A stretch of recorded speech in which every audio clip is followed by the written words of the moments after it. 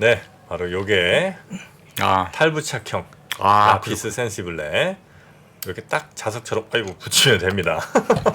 네, 이렇게 딱 붙이시면 네, 이렇게 안 흔들리고 선글라스와 안경을 동시에 사용하실 수 있는 네, 그런 제품이 되겠습니다. 정프로님 눈은 처음 봅니다. 아, 그렇습니까? 예. 네, 보지 마세요. 앞으로도 보지 마세요. 네, 자 그러면 오늘 함께 해주실 우리 박근영 부장님 모시도록 하겠습니다. 어서 오십시오. 네, 안녕하세요. 네, 반갑습니다. 자, 오늘 시장 특히 코스닥 많이 빠졌습니다. 네, 맞습니다. 오늘은 사실 뭐 쳐다보고 있으면 되게 힘들었던 하루였던 것 같아요. 개인 투자자들도 되게 오늘 같은 경우는 조금 쉽지 않은 장이었고요. 전체적으로 다 무너지는 느낌도 들 정도로였으니까 좀 지켜봐야 될 것 같은데 코스피는 4포인트 정도 하락 출발을 보였습니다만 외국인들은 현선물 매도 출발, 기관은 선물 매수 출발을 했습니다. 역시 이제 뭐 미국의 매파적 연준의 스탠스와 그리고 미중 갈등 우려가 또 부각되면서 시장의 낙폭이 좀 확대되는 느낌이었는데 낙폭을 확대하던 코스피가 기관의 선물 매수 확대 대응으로 9시 30분경 정도부터는 이제 낙폭이 좀 축소되기도 했었습니다. 오랜만에 네이버, 카카오 등의 인터넷주가 강세인 가운데 그러네요. 자동차와 자동차 부품, 타이어, 그리고 이제 에코프로 그룹주 중심의 2차전지 소재주, 그리고 조선기자재와 피팅 관련주가 오전 중에는 굉장히 강세였습니다. 근데 아쉽게도 이제 에코프로 그룹을 포함한 2차전지 소재주는 장 막판에 좀 빠지기도 했는데 외국인들은 중소형주 위주의 화학과 철강금속, 유통 등을 순매도했고 기관은 대형주 위주의 전기전자와 금융업종을 매도를 했습니다. 약보합세를 보이던 코스피가 12시를 지나면서 급격한 하락세로 갑자기 전환이 되는데요. 이 시간대에 뭐 국내 같은 경우는 역시 말씀하셨던 새마을 금고 그리고 PF 부실 우려 등이 투자 심리에 부정적으로 작용했고요.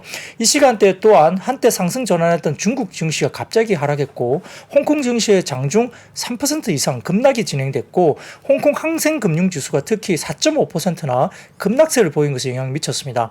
일본 니케이 지수도 2% 가까이 급락을 했는데 이것에 대해서 결국 이제 오늘 미래에셋증권에서 장중 코멘트를 내면서 역시 이제 중국 정부가 추가 부양책의 방향성을 공개하긴 했지만 이번 달 말에 있을 것으로 보였던 중앙정치국 회의를 통한 경기 부양정책 재정 기대를 뒤로 미루고 그 이후로 이제 밀어놓은 점이 시장에 실망감을 좀 주었다 이렇게 추정을 했습니다.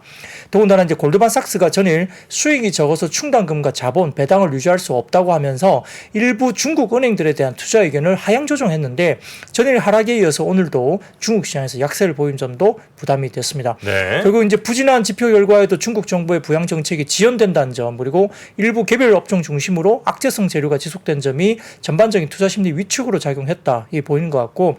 연련 재무장관의 중국 방문에도 불구하고 시장은 최근에 이제 미중 간의 규제가 계속 이제 말싸움을 핑퐁 게임처럼 계속 발표하고 있잖아요. 그리고 연련 재무장관이 온다 하더라도 그 반도체 관련된 소재 관련된 부분들에 대해서는 여전히 규제가 계속되고 될 것이다 이렇게 또 표현이 되다 보니까 갈등 완화 기대 심리를 약화시킨 점도 이제 투자 심리가 위축 요인입니다. 그래서 그동안 강세를 보여왔던 주식시장이 이제 차익 실현 욕구를 높였고요. 아시아 시장 전반에도 좀 급락세가 나타난 그런 부분도 분명히 있었습니다. 네. 업종별로는 서비스업과 운수 장비를 제외하고는 일제히 하락세를 보였고 서비스업은 카카오와 네이버의 중심으로 상승세 그리고 전반적으로 지금 운수 장비 업종 내에서는 상장 주식수 미달 이유로 정리매매 대상으로 되어 있는 삼성중공업 우선주가 장중 74% 급락을 보였습니다. 74요? 네. 정리매매 기간이기 때문에. 이때는 뭐 폭이 없군요, 따로. 네, 그렇습니다.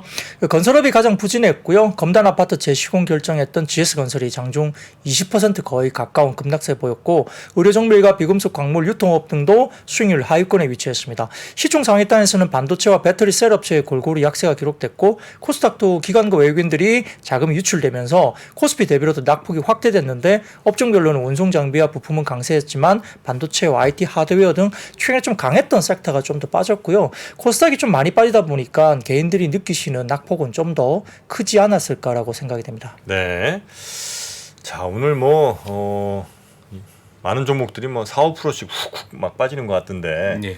그러면 섹터별로 또 업종별로 종목별로 어떤 움직임들이 있었는지 어디부터 좀 살펴볼까요? 네, 오늘은 사실 단연 자동차와 자동차 부품, 타이어 이쪽이 그냥 한쪽에 쏠렸다고 보시면 됩니다. 그래서 최근에 뭐 PER이 좀 낮은 섹터라고 말씀드렸고 좀 밸류에이션이 아쉽다 이렇게 실적을 내는데 주가가 너무 못 가는 거 아니냐라고 몇 번 언급을 드렸던 섹터인데요. 역시 이제 2분기 호실적 기대감의 이야기가 나왔고 신용증권에서도 현대와 기아차에 대해서 상당히 좋은 긍정적인 이야기를 또 냈습니다. 더군다나 이제 지금 지난 4월에 뭐 GM의 가이던스 상향과 함께 6월에 르노 관련된 연간 영업이익도 가이던스 상향 등의 주요 완성차 업체들의 가이던스 상향이 계속적으로 이어지고 있고요. 현대차의 올해 영업이익 추정치가 14조 8천억, 기존의 올해 손익 목표인 12조 정도를 굉장히 높게 초과 달성할 수 있는 것을 전망했고 완성차 업체들이 호실적을 이어가고 있고 주요 업체들의 PER, 밸류에이션이 역사적 하단에 가까운 수준에 여전히 완성차가 머물러 있다고 분석을 했습니다. 더군다나 경기 불확실성이 만약에 해소된다면 내년에 수요 눈높이가 올라가면서 네. 여기에 대한 피크아웃 논란이 다소 조금은 완화가 되면서 밸류에이션 정상화에 대한 주가 상승도 기대한다 이렇게 이야기를 했는데 매출도 잘 나오는데 네. 여기에 이제 PER도 낮고 네, 그렇죠. 네, 그래서 충분히 매력적인 가격으로 보인다. 뭐 네, 이런 그렇습니다. 얘기예요. 네. 근데 이제 자동차 완성차보다는 뭐 부품주들이 워낙 뭐 오늘 좋았기 때문에요. 사실은 부품 쪽에 좀 더 이야기를 드려야 될 것 같은데요.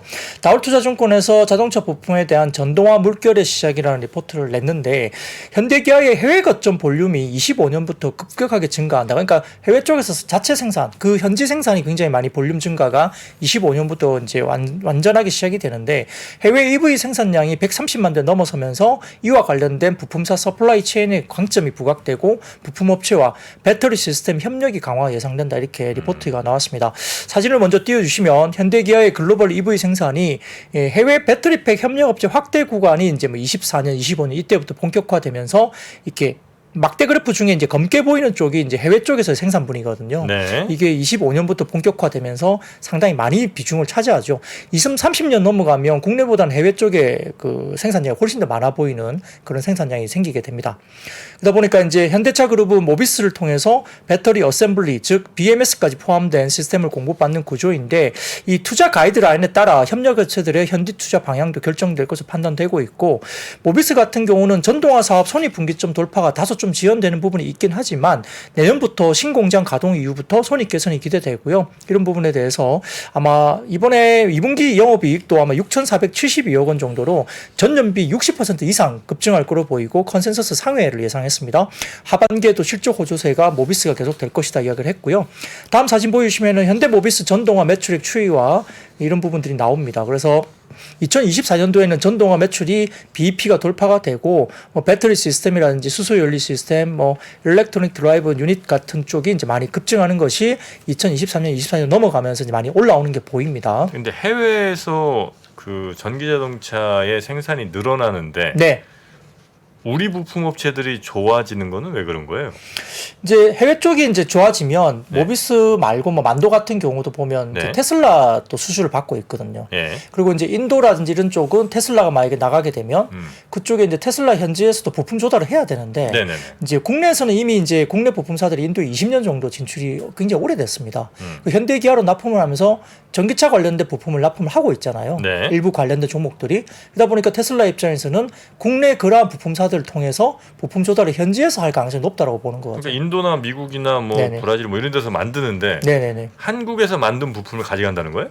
아니죠. 그 현지에 현지에 예, 우리 현지 부품사들이 공장 있어요? 부품사들이 나가 있죠. 부품사의 공장들이 네, 그렇죠. 현지 공장들이. 네네. 근데 네네네. 특히 이제 현대기아의 전기차 관련된 부품을 현재 잘 하고 있는 회사들. 그리고 아까 말씀드렸던 HL 만도 같은 경우는 이미 네. 이제 테슬라 것도 받고 있고 뭐 서현이와나 뭐 이런 종목들로 계속 이야기가 현재 되잖아요. 부품 공장들이 많이 있군요. 그렇죠, 맞습니다. 네. 그래서 그런 이제 부품사들이 이제 추가적인 국내 현대 기아 말고 다른 추가적인 부품에 관련된 부분들로 성장률이 나온다고 이제 시장을 보는 것 같습니다. 그래서 이제 SL 같은 경우는 다울투자증권에서 2분기 영업이익이 937억 원으로 아마 전년비 20% 가까운 증가도 보이는 상황으로 보는 것 같고요. 네. 네. 고객사 다변화, 진출 지역 스펙트럼에 넘어간다 뭐 이렇게 이야기를 하는 것 같고, 화신 같은 경우도 2분기 영업이익이 아마 355억 원, 전년비 58% 증가 추정이 되고 있습니다. 그리고 이제 그 외에도 BMA, 이게 이제 배터리 모듈 어셈블리라는 거고, 그다음에 BPC, 이게 이제 배터리팩 케이스, 이런 관련된 종목들도 뭐 서현이와나 성우하이텍 등에 대한 관심도 필요하다면서 부품사들을 굉장히 좀 좋게 오늘 보는 리포트가 나왔었습니다. 네. 그래서 다음 사진 보여주시면 장기 밸류에이션 트렌드 관련인데, 과거 이제 2009년부터 2011년까지 완성차 증설 사이클이 그때 있었다고 합니다. 그때 당시 PBR 관련된 배수가 굉장히 많이 올라가면서 주가들이 좋았던 시기가 있거든요.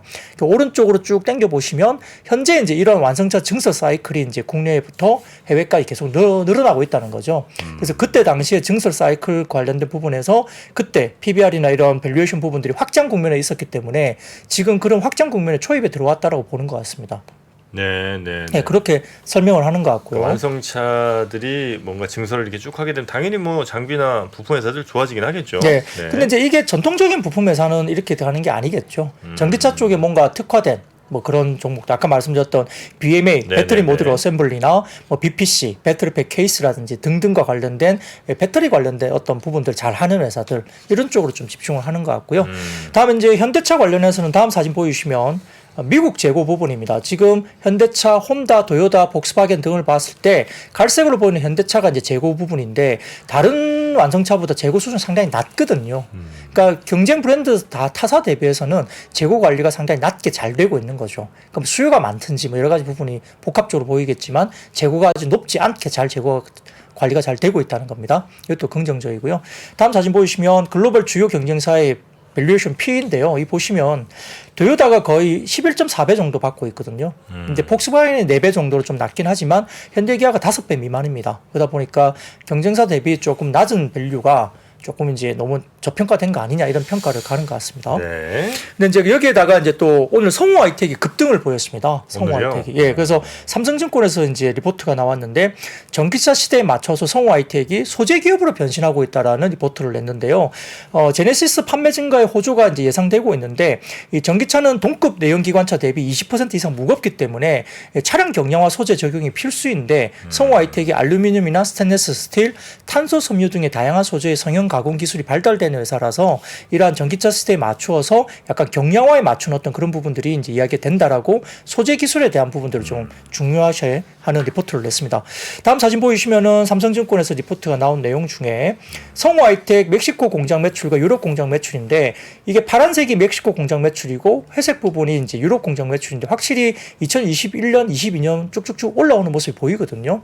멕시코 공장과 유럽 공장 쪽에서 성우하이텍이 그렇게 보입니다. 네. 그리고 그 다음 표를 좀 보여주시면, 예, 명신산업이라고 이제 비슷한 회사가 있습니다. 이렇게 약간 같이 약간 약간 피어 그룹으로 이렇게 같이 보는 네네. 회사가 있는데, 명신산업의 고객사 다변화도 수익성이 이렇게 많이 올라오는 것이 보입니다. 그래서 북미 전기차 업체양 매출도 많이 올라온 게 보이고요. 명신산업도 이제 참고로 이렇게 경쟁 업체 비슷하게 이제 이렇게 같이 보였는데, 그 다음 사진은 차체 업체 영업이익 비교입니다. 그러니까 이제 성우하이텍하고 명신산업이 차체를 뭔가를 한다고 이제 같이 비교를 해놓은 거거든요. 네.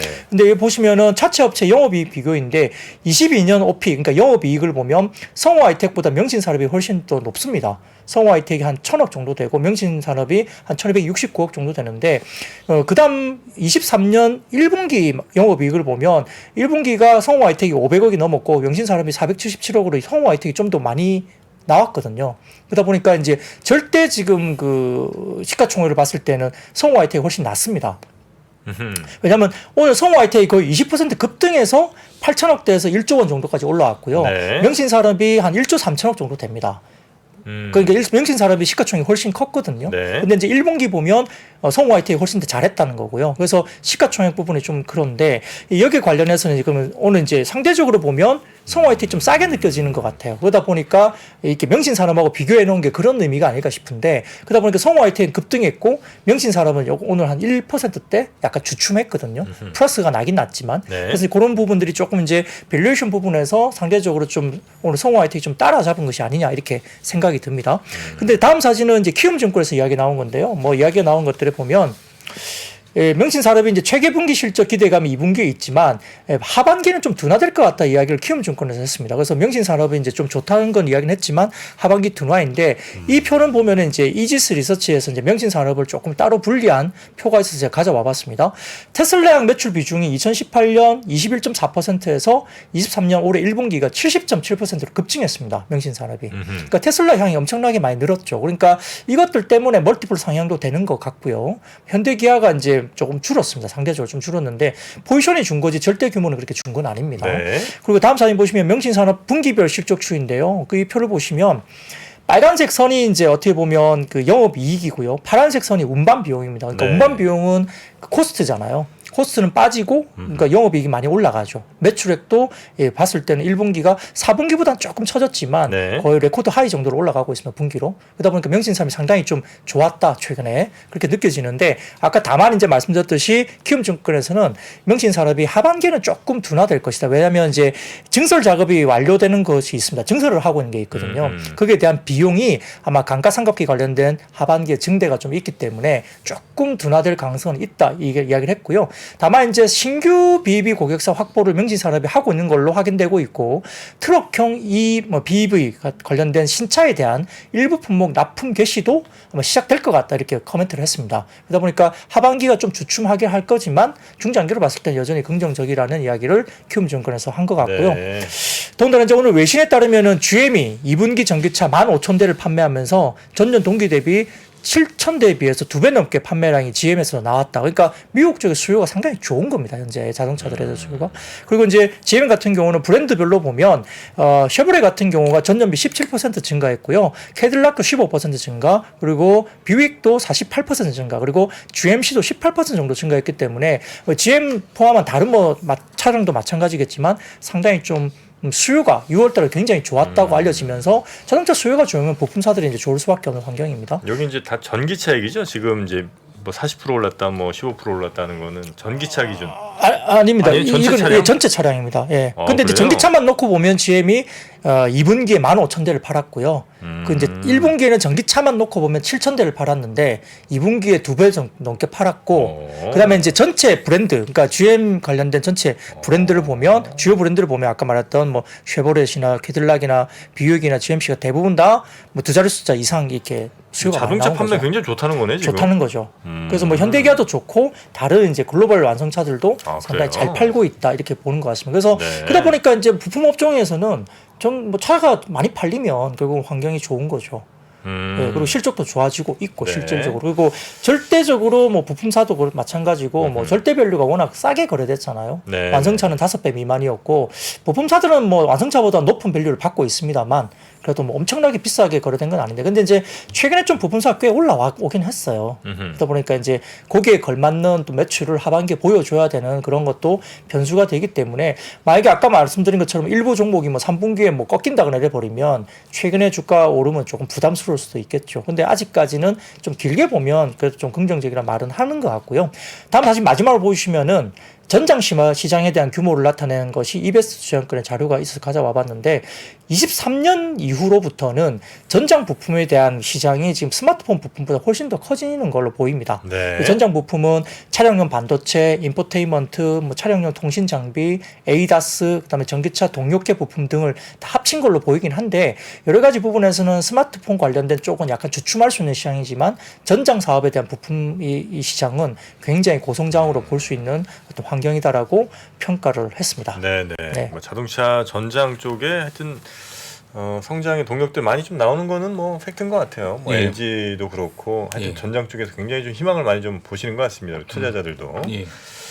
자, 결론적으로 보면 내일 이제 삼성전자, LG전자 실적 발표가 있어서 내일이. 예. 아, 그래서 이제 실적 개막을 맞이해서 또 자동차 부품주 같은 경우도 2분기에 실적 낮을 것 같고 아니 좋을 것 같고 네. 밸류에이션도 낮기 때문에 좀 부각이 된 것 같습니다. 네네네. 자, 실적도 한번 저희가 살펴보도록 하고요. 그리고 뭐 타이어 좀 살펴볼까요? 네, 그럼 타이어도 간단하게 오늘 뭐 전반적으로 타이어 업종들도 꽤 좋았거든요. 그래서 따라가는 것 같은데 지금 5월 기준으로 봤을 때 하나증권의 리포트를 좀 참고를 한다면 글로벌 OE 그러니까 이제 신차에 붙어 나오는 타이어는 네. 판매가 5월 달이 이제 12%로 증가하면서 4개월째 증가세를 보였다는 거고요. 유럽의 그 신차 판매 관련된 타이어 판매가 신차 판매 증가에 의해서 연동되면서 5월 달 15% 정도 타이어가 판매가 증가했다는 거고 북미 그 신차 타이어도 미국 완성차 판매가 부품 공급 차질이 완화되면서 이제 미국 쪽의 완성차 판매가 23% 증가하면서 아마 북미 쪽의 타이어도 16% 신차 타이어가 증가했다는 거고 중국에도 신차 타이어 역시 차량 생산이 18% 증가하면서 타이어가 4% 정도 증가했다는 거고요. 글로벌 그 교체 타이어 RE 타이어인데 이 판매도 8개월간 하락세 이후에 5월 달에 상승 전환한 걸로 보입니다. 그리고 원재료인 뭐 고무 가격 관련된 거 그리고 고무를 만드는 또 원재료 가격도 빠지는 분위기 그리고 운임 지수도 최근에 계속 하락하다 보니까 이런 부분들이 타이어 업종에 긍정적으로 보이고 향후에 이제 추가적으로 더 올라가려면 결국은 이제 그 교체 타이어 시장의 개선이 주가의 추가적인 상승의 어떤 촉매의 변수가 되는 거기 때문에 그건 좀 지켜보자는 겁니다. 네. 사진을 먼저 띄워주시면 한국산 타이어의 수출 평균 판매 단가 증가율 추이인데요. 많이 올랐네요. ASP가 상당히 많이 올라왔죠. 네. 근데 이게 이제 YOY 증가율이거든요. 그러니까 엄청나게 지금 평균적으로 잘 팔고 높은 단가로 팔고 있는 겁니다. 수출 단가가. 네. 타이어 업종이 이래서 이제 좀 좋은 어떤 지표가 나오고 있고 다음 사진 보이시면 합성 고무 원재료 스틸렌인가요? 이게 스틸렌 추인데 이게 좀 하얀 곡선으로 그려지고 있죠. 그리고 그 다음 마지막 사진 보시면 합성 고무 원재료인 부타디엔 이것도 가격 추이가 하향 안정화 계속 되고 있습니다. 그러다 보니까 수출 단가나 물량은 많아지고 그다음에 단가는 이게 원재료가 빠지니까 아무래도 타이어 쪽도 긍정적으로 해석을 한 것 같습니다. 타이어는 근데 왜 올라가죠? 왜 저 원가는 빠지는데 타이어 가격이 올라간다는 거는 그만큼 다른 타이어 회사들에 비해서 우리가 잘 만들어서 그런 건가? 아니면 그것보다는 네. 전기차용 타이어는 좀 비싸죠.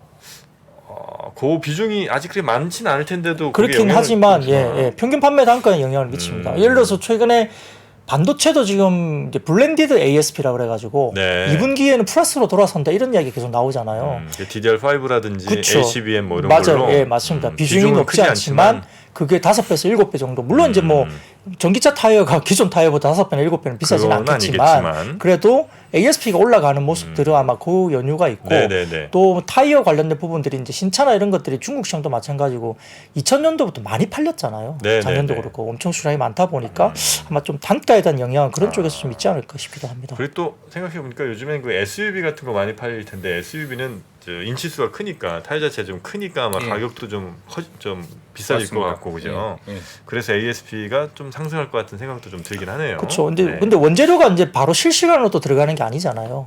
약간 레깅이 되겠죠. 그것도. 네네. 그러다 보니까 원재료가 계속 빠지면 아마 다음 분기에는 또 좋아질 수 있는 그림인데 근데 이제 타이어 업종들이 막 추세적으로 올라가는 걸 그렇게 많이 본 적은 없어요. 상대적으로 조금 올라가다 주춤하거나 이럴 수도 있는데 아무튼 뭐 부품사들은 너무 핫합니다. 최근에 보면.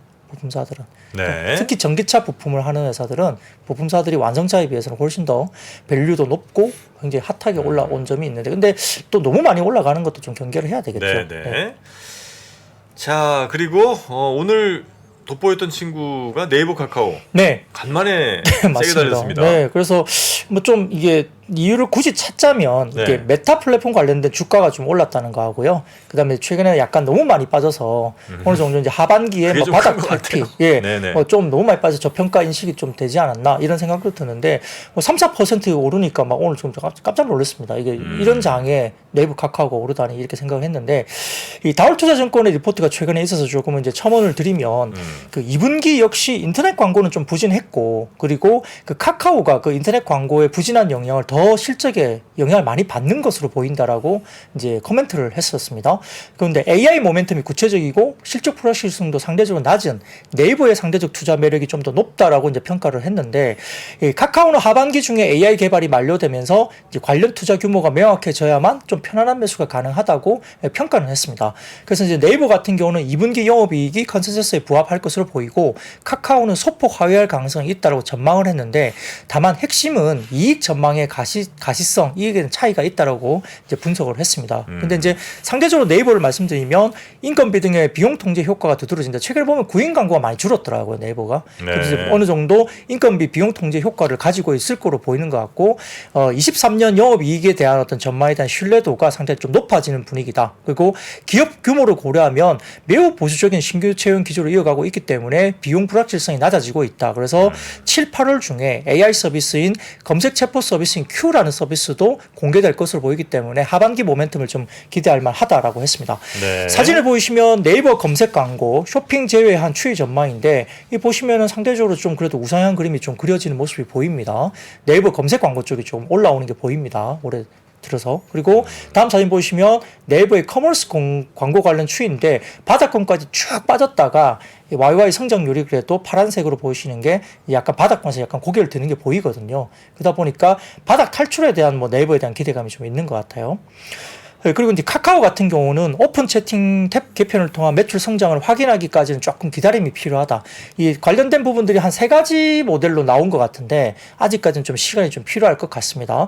초기 트래픽 확보를 위한 마케팅비도 지출되고 있는 중으로 확인되고 5월 중순 업데이트된 오픈 채팅 탭도 현재 3가지 형태의 광고로 도입됐지만 유의미한 매출 기여는 아직은 조금 못하고 있는 것 같다. 그래서 AI 투자 규모도 좀 불확실한 요소가 일부 있는 것 같다라고 평가를 했습니다. 그래서 다음 사진 보시면 카카오의 부문별 영업 손익 추이 전망인데 네.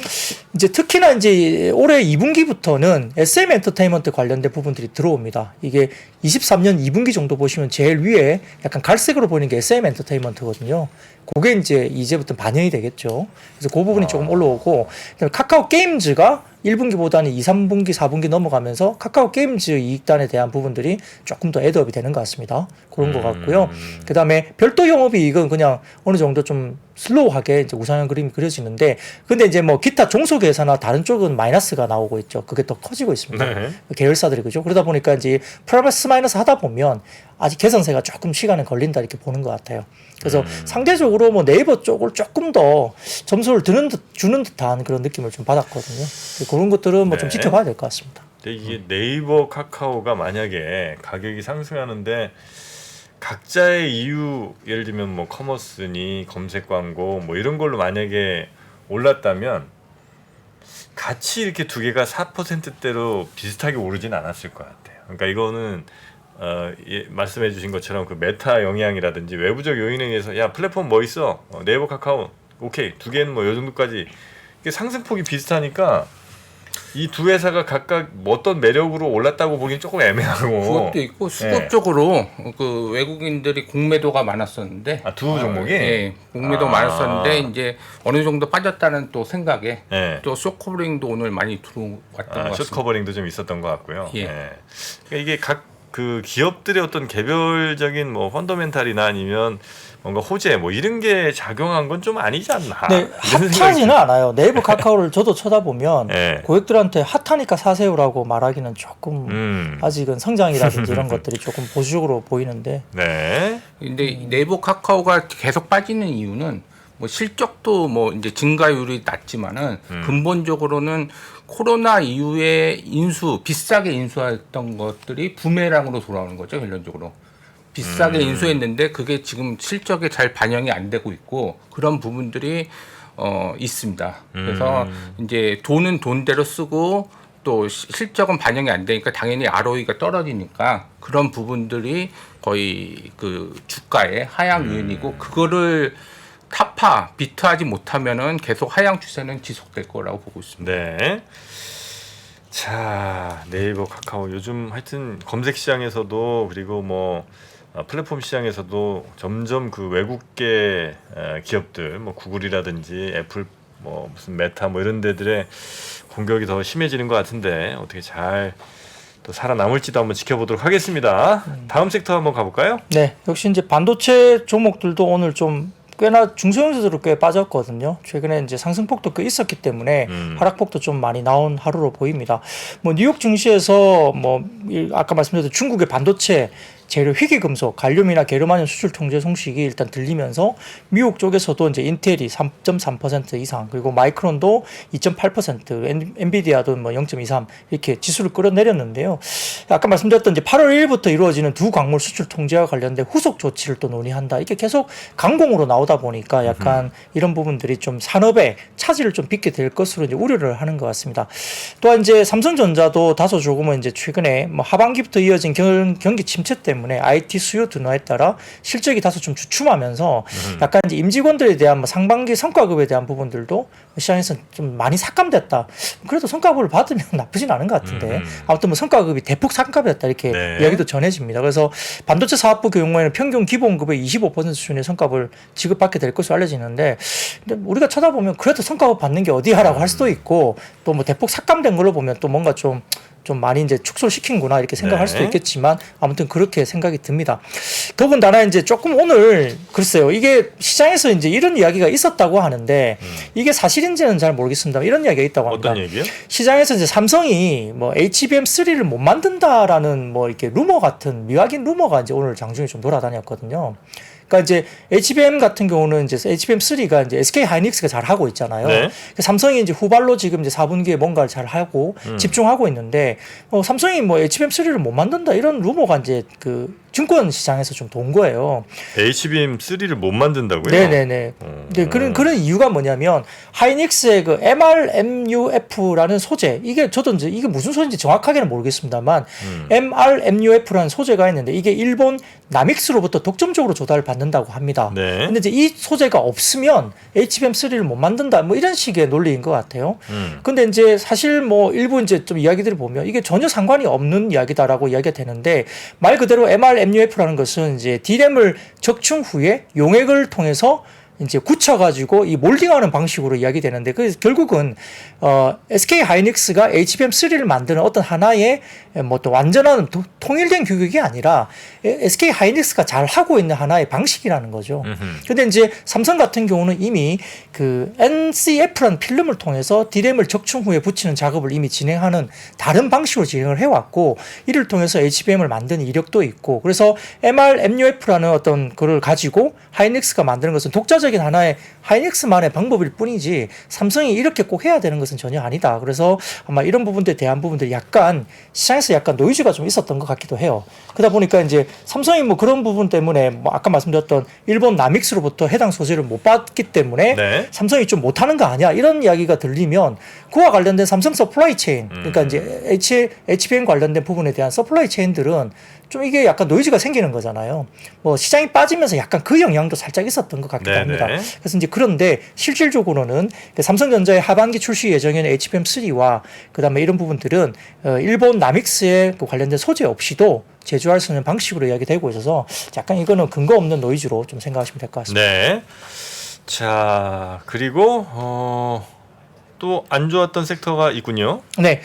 오늘 이제 삼성전자가 XR 신제품 개발 프로젝트를 전면 재검토한다. 그리고 이제 양산 목표 일정도 연기한다라는 소식이 전해졌습니다. 그래서 아마 그 애플 관련된 제품이 이제 좀 뭔가 많이 못 판다 이런 분위기 나오잖아요. 그러다 보니까 이제 삼성 같은 경우도 조금 이제 일정을 좀 뒤로 미루거나 잠정 연기를 하는 분위기로 가는 것 같습니다. 그래서 원래 당초 올해 말쯤 샘플 개발 일정을 돌입하면서 내년 초에 삼성이 이제 제품 양산을 목표로 했다고 하는데 계획보다 한 3개월에서 6개월 정도 프로젝트 시기를 좀 늦추었다고 전해집니다. 그래서 이제 아마 경쟁사인 애플의 MR 헤드셋 비전 프로의 스펙을 좀 고려해 보면서 약간 좀 고민에 빠진 것 같아요. 그리고 또 비전 프로 같은 경우도 잘 안 팔릴 거로 이제 수량이 너무 작다고 이야기하니까 급하게 할 이유는 없습니다. 그러다 보니까 아마 XR 신제품의 디자인 패널 등의 내부 규격이나 성능을 뭐 전부 재검토하는 쪽으로 이야기가 되는 것 같아요.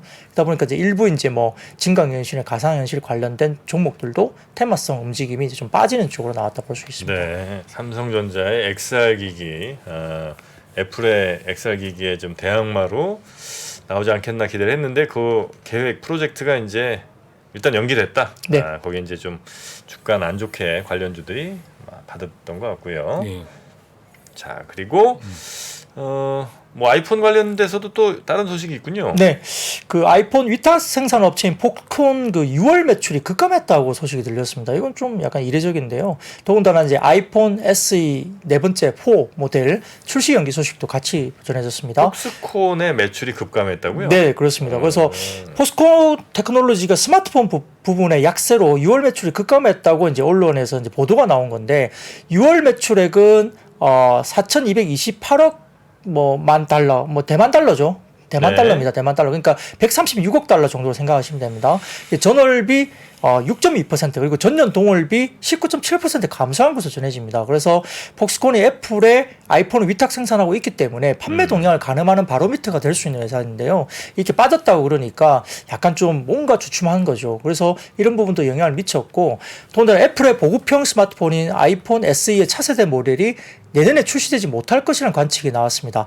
시장 조사 업체인 유비 리서치 보고서를 통해서 나온 건데 아이폰 SE 4세대의 출시 연도가 당초 예상했던 시기가 2024년도였는데 25년도로 미뤄질 것으로 전망을 했습니다. 이거는 문제가 뭐냐면 BOE의 문제입니다. BOE 중국 업체, 중국 협력업체인 BOE 디스플레이 패널에 문제가 발생했기 때문에 알려지고 있는데 상황에 따라서는 올해 BOE의 아이폰 15 OLED 물량도 거의 제로에 그칠 가능성도 있다까지 언급을 했습니다. 근데 이렇게 어떻게 보면 그러면 국내 업체가 좋아지는 거 아닌가요? BOE가 못하면 결국은 국내 업체 어디가 하겠죠, 그죠? 특히 이제 삼성 디스플레이 관련해서 그래서 지금 BOE가 상반기 홀 디스플레이 가공에 어려움을 겪었다고 알려지고 네. 아이폰 아이폰 15 관련된 OLED 초도 물량을 모두 삼성 디스플레이에 넘겨준 상태로 알려져 있습니다. 그러니까 국내가 더 많이 물량을 하는 거죠, 한국 업체가. 애플은 아이폰 15 시리즈 4종 모두에서 홀 디스플레이 디자인을 적용할 거로 보이는데 BOE가 이 홀 디스플레이를 뭔가 가공을 못 맞추는 거예요. 홀 디스플레이는 뭐 이렇게 구멍 뚫린 거예요? 예. 카메라 구멍 뚫리고 뭐 이런 거? 네, 그쪽으로 볼 수 있겠죠. 네. 예, 그러다 보니까 또 어떤 디스플레이 쪽에 어떤 BOE의 수율이 안 나온다든지 어떤 퀄리티가 안 나온다든지 그러겠죠. 근데 그걸 국내 업체가 하고 있는 걸로 저는 알고 있거든요. 네, 그 물량을 다 가져온다고. 그러니까 이제 그러면 국내 업체가 좋아지는 건데 아무튼 이렇게 이제 아이폰 관련된 폭스콘의 매출 급감이나 일부 이제 모델의 연기 소식 때문에 관련된 아이폰 관련된 종목들이 조금 빠진 것도 문제입니다만, 근데 디스플레이 입장에서는 국내가 그렇게 나쁠 것 같지는 않거든요. BOE가 못하면 국내가 가져갈 거니까.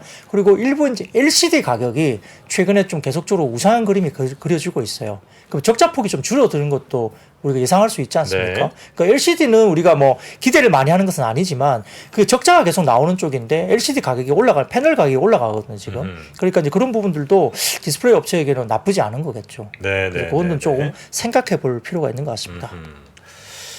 자, 이 폭스콘의 매출, 특히 이제 스마트폰 부문 매출이 좀 줄었다. 그래서 애플 스마트폰이 좀 생산을 덜 하고 있는 거 아닌가, 이렇게 이제 추정해 볼 수 있는 그런 지표가 되기도 하겠네요. 자, 그리고 건설주가 지금 난립니다. 네, 맞아요. 예, 네. 특히 그 GS, 이거 어떻게 해야 됩니까, 이 GS? 여기 사실 말씀드리기도 전에 다 아실 것 같긴 한데요. 네. 아무튼 GS건설이 오늘 이제 급락을 했거든요. 그래서 이제 일부 부실에 대한 주요 요인은 계속 이제 이야기가 나오고 있는데 GS가 오늘 몇 프로나 빠졌죠? 오늘 한 20% 가까이 20%. 빠졌죠. 예. 네. 그러니까 이제 사실 모르겠습니다. 얼마나 더 빠질지. 이게 그냥 끝났다라고 말하기에는 아직까지 좀 멀어 있는 것 같고요. 실제 지금 그 이슈가 됐던 아파트 전체를 철거하고 재시공하기로 했거든요.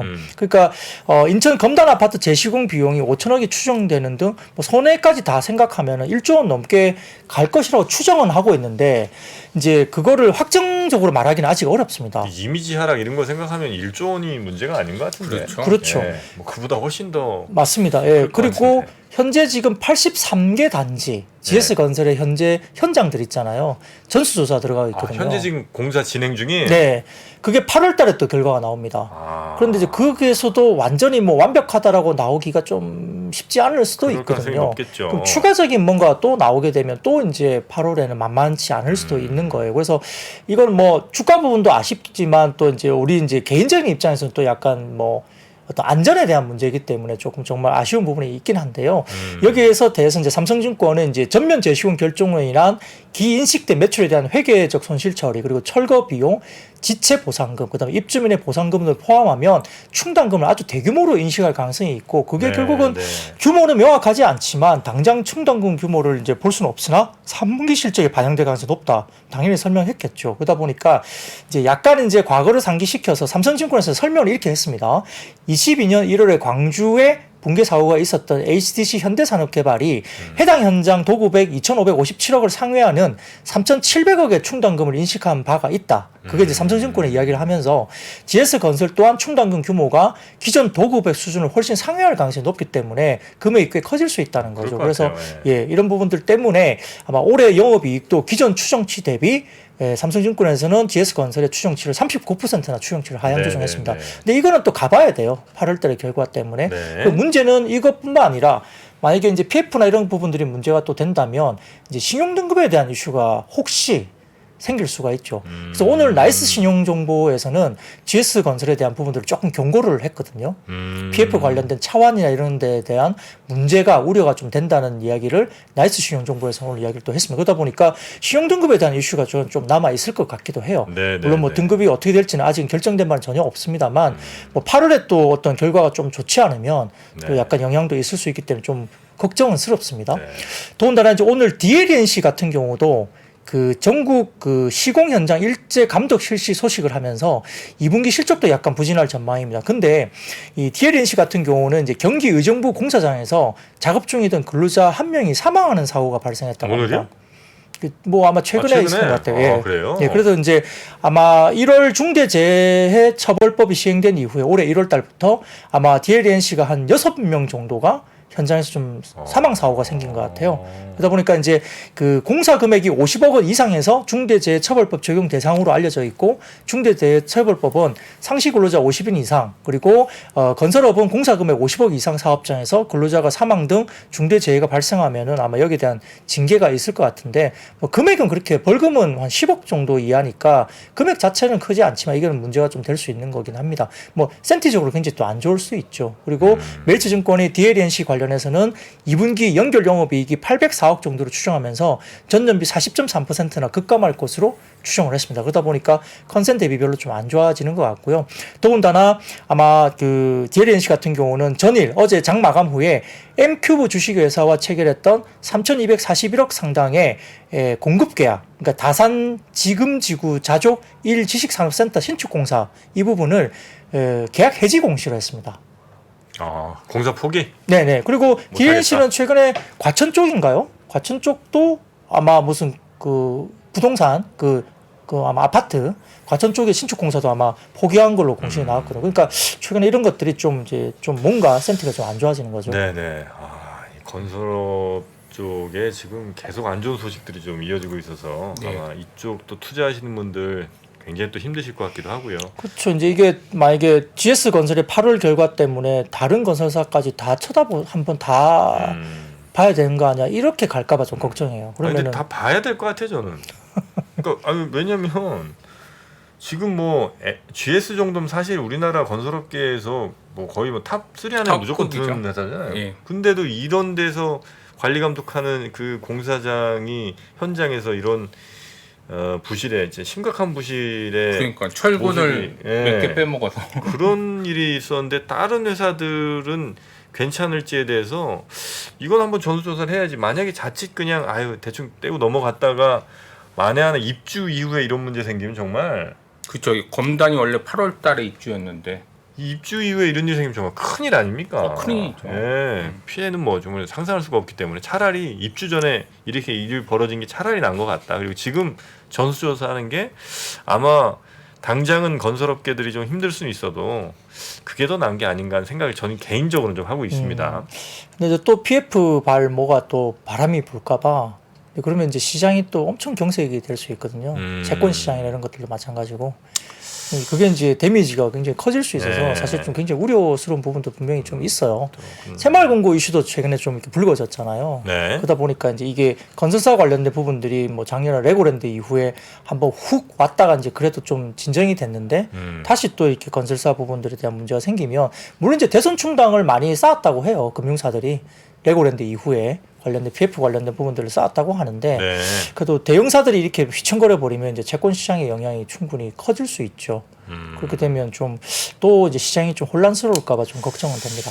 네, 뭐 금융권에서 또 그런 걱정이 뭐 충분히 하실 수는 있을 것 같긴 하네요. 예. 어쨌든 뭐 안전이 좀 더 우선돼야 될 맞습니다. 가치일 인명 테니까. 피해가 없어야 되니까요. 자, 그리고 다음 섹터 한번 가보겠습니다. 네, 뭐 유통업체 2분기 실적 기대치 하회 전망 때문에 이제 관련된 종목들이 좀 빠졌습니다. NH투자증권에서는 이제 소비 심리 부진이나 비용 증가 이슈가 겹치면서 이제 유통 기업들이 기대치를 하회할 것이라고 이제 설명을 했고요. 역시 이제 지금 최근에 2분기 관련된 부정적 영향이 크게 나타날 거기 때문에 2분기 유통 관련된 업체들의 실적 추정치를 보수적으로 해야 된다 이렇게 판단을 했습니다. 유의미한 실적 반등은 리오프닝 관련된 기저를 고려할 때 아마 9월 이후부터는 좀 올라올 것으로 이제 나머지 평가를 한 것 같습니다. 첫 번째 사진을 띄워주시면 우리가 이제 백화점 쪽은 이제 의류 쪽 카테고리가 가장 좀 예민한데 의류 쪽의 카테고리 매출 동향 추이를 보시면 확실히 좀 마이너스권으로 접어들고 있죠. 좀 빠지고 있는 모습이 보입니다. 특히 이제 좀 아쉬운 것은 남성 의류가 가장 또 밑으로 쳐져 있는 거죠. 네, 이게 경기 안 좋으면 남자 의류 안 사거든요. 남자 의류는 확실히 마이너스 들어가서 그러니까 이제 조금 경기가 좀 주춤한 건 맞습니다. 그리고 이제 성장률도 보면 확실히 좀 거의 제로 배시에 가깝잖아요. 그러니까 이제 이런 매출 동향 추이가 있고요. 그다음에 뭐 우리가 이제 뭐 백화점 입장에서는 명품이 많이 팔리는 게 마진율은 안 좋아요. 워낙 마진율이 낮기 때문에. 근데 이제 명품도 매출 추이가 좀 좋은 걸로 나타났고 다음 사진 보시면 대형마트의 카테고리별 매출 추이인데요. 이게 식품을 빼고 나면 비식품 쪽은 마이너스권이거든요. 식품은 먹고 살아야 되니까 기본적으로 매출이 어느 정도 플러스권에 있는데 이 비식품 쪽은 마이너스로 확실히 떨어졌습니다. 그래서 그 대형마트 쪽도 그렇게 썩 좋지는 못합니다. 그래서 이런 부분들이 있는데요. 그러나 이제 다음 사진 보이시면 그래도 그나마 면세점 같은 경우는 여행객 매출은 회복 중이라고 이제 평가를 했습니다. 그래서 약간 짙은 푸른색이 내국인이고요. 그다음에 옅은 푸른색이 외국인인데 내외국인들이 어쨌든 23년 접어들면서 여행객 매출 관련된 면세점 쪽은 그래도 좀 회복 중입니다. 근데 일부 백화점은 면세점도 있고 백화점도 있잖아요. 그런 게 있는데 순수 면세점만 본다면 일단 여행객 쪽의 매출 쪽은 내국인 외국인 다 조금 회복 중에 있다 보면 될 것 같고요. 그래서 이제 오늘 호텔 신라는 좀 덜 빠졌습니다. 거의 보합 수준, 약보합 정도 수준이었거든요. 면세점 좀 덜 빠졌고 그래서 이제 그 NH투자증권의 리포트에 따르면은 그나마 편의점이 좀 그나마 낫다 이렇게 이야기를 합니다. 리포트 내용은. 그래서 다음 사진 보이시면 편의점 카테고리별 매출 동향인데 확실히 음료 등의 가공식품이 매출 규모가 확실히 좋아요. 사진을 좀 보여주시면 편의점 카테고리별 매출 동향이 있습니다. 예, 좀 띄워주시면 좋겠는데 아직 안 뜨네요. 네, 보입니다. 위쪽에 약간 옅은 파란색이 음료고요, 음료. 편의점의 음료 매출입니다. 괜찮고 또 약간 좀 경기가 안 좋도 약간 그러니까 좀 스트레스 받으시는지 담배가 또 갑자기 튀어올랐습니다. 담배가 약간 짙은 파란색이 이제 담배거든요. 그래서 편의점 쪽은 담배 이게 좀 많이 속하고요. 그다음에 이제 음료 같은 경우도 가공 이게 많이 올라와 있죠. 그래서 그나마 편의점이 좀 좋다는 거고요. 다음 사진 보시면 편의점들의 이제 점포 증가율 및 점포당 매출액 증가율 추이인데 이것도 매출액 증감률도 플러스권에서 계속 놀고 있죠. 짙은 파란색도 매출액 증감률인데 플러스권으로 계속 우상향 그림이 그려집니다. 그리고 점포 증가율도 다소 좀 올라가는 모습이 보이고 있고 점포당 매출액도 플러스권에서 계속 유지가 되고 있죠. 그렇기 때문에 전반적으로 상대적으로는 아마 편의점이 그래도 조금 낫다 이 정도의 아마 평가를 한 것 같습니다. 네, 이게 이제 그 음식료 등은 이게 뭔가 이렇게 왔다 갔다 이렇게 좀 하는데 담배 같은 경우는 특히 연초에 쭉 줄었다가 새해 목표 3월부터 다시 쭉 거의 뭐 매년 이건 반복되는 거니까. 맞습니다. 예, 보니까 이제 2021년도 그렇고 22 뭐 하여튼 그거는 이제 어쩔 수 없이 뭐 그렇죠. 연초 효과가 연초 담배에서 나오는 거니까요. 네. 연초에 그렇게 일단 다시 또 올라가는 측면도 좀 있는 것 같네요. 하나만 더 볼까요? 네, 뭐 이건 간단합니다. 그냥 정부가 그린 수소 에너지 국산화 본격 추진 소식 때문에 일부 관련주들이 올라왔는데요. 테마성입니다. 그래서 지난해 11월 뭐 수소기술 미래 전략을 발표하면서 올해 2월에는 수소기술을 신성장 4.0 전략 15대 프로젝트로 선정하면서 이제 기술 개발에 속도를 낸다 이렇게 이야기를 나오는 것 같고요. 이런 뭐 정부의 정책도 있었지만은 이제 서부 발전이 현지 시간으로 5일, 7월 5일 미국의 톨그레스 에너지와 미국 그린수소 암모니아 생산 사업 개발 협력 MOU를 서명했다고 이제 알려졌습니다. 그러다 보니까 여기에 이제 공정위가 오늘 뭐 SK 에너지와 또 LS 일렉트릭 그리고 대한 그린 파트너스 그리고 삼천리 자산운용도 4개 사업자의 수소 관련된 발전소 건설과 신설 회사 SL 에너지 솔루션 설립을 또 승인했다 이야기가 나왔습니다. 그러다 보니까 SL 에너지 솔루션이 국내 도심지에 위치한 주유소, 유휴부지 등지에서 소규모 연료전지를 통한 수소 발전 사업을 영위하기 위한 특수 목적 회사인 SPC로 청정수소 발전 의무화 제도에 따른 개설되는 이런 부분에 입찰 시장에 참여할 수 있다 나오니까 제도적으로 좀 뭔가 이제 열리고 있는 부분들이 보여서 테마성으로 수소 관련된 종목들이 좀 움직였습니다. 네. 자, 그래서 오늘 시장은요, 전체적으로 보면 코스피가 한 1% 가까이 0.88% 빠진 2,556.29로 마감을 했고요. 예. 그리고 코스닥은 2.32% 빠진 870.53으로 마무리를 했습니다. 그리고 아마 미국 나스닥 선물 같은 경우가 지금 또 마이너스 쪽으로 가고 있는 것 같은데 유럽 증시도 빠지고 있습니다. 네, 그럼 내일도 이 행복한 금요일을 만들기가 좀 쉽지 않을 것 같은데. 그래서 지금 옐런 점장관이 지금 중국에 가 있잖아요. 갔죠, 예. 무슨 말이 나올지 모르니까 갑자기 또 반전이 될지. 뭐 한 가지 긍정적인 말이라도 나올지 뭐 그걸 또 변수가 될 수 있겠죠. 그리고 삼성전자 실적 발표가 변수가 될 수. 언제죠? 내일입니다. 내일인가요? 예. 그러니까 이제 시장 컨센이 1,700억대에 있다가 2,000억까지 올라왔다가 최근에 컨센이 2,500억까지 올라와 있거든요. 근데 그 뭐 1조 쓴 사람도 있다면서요? 9천억 쓴 곳이 그렇죠. KB증권이 아마 9천억대를 쓴 것 같고 네. SK증권이나 다른 데는 한 5천억대, 뭐 6천억 가까이 이렇게 썼거든요. 그럼 거의 제로로 쓴 사람들도 있다는 얘기네, 그죠? 뭐 일부 있겠죠. 평균 2,500원이면. 뭐 그러다 보니까 이제 이게 상방으로 잘 나올 건지 뭐 어떻게 나올 건지 모르죠. 근데 이제 정말 KB증권처럼 뭐 9천억대가 나왔다 이러면 서프라이즈한 거죠. 그러니까 이제 그게 좀 변수도 될 수 있고요. 한때는 그래도 삼성전자 몇 조씩 이렇게 막 이익 나고 그랬었는데. 근데 반도체가 이제 밸류에이션이 크니까 네. 뭐 3조 4조씩 날 수도 있고 네. 지금같이 안 좋은 상황에서는 또 그렇고. 그렇습니다. 자, 내일 또 삼성전자 실적 어떻게 나오는지도 한번 살펴보죠. 오늘은 우리 박근영 부장님과 이 정도로 마무리하고요. 내일 다시 뵙겠습니다. 네, 감사합니다. 고맙습니다. 고맙습니다.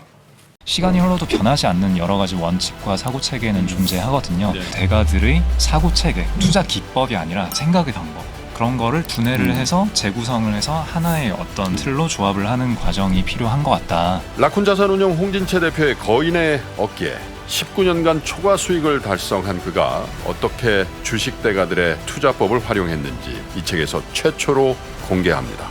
대가들의 검증된 투자법을 여러분의 눈으로 직접 확인하시죠.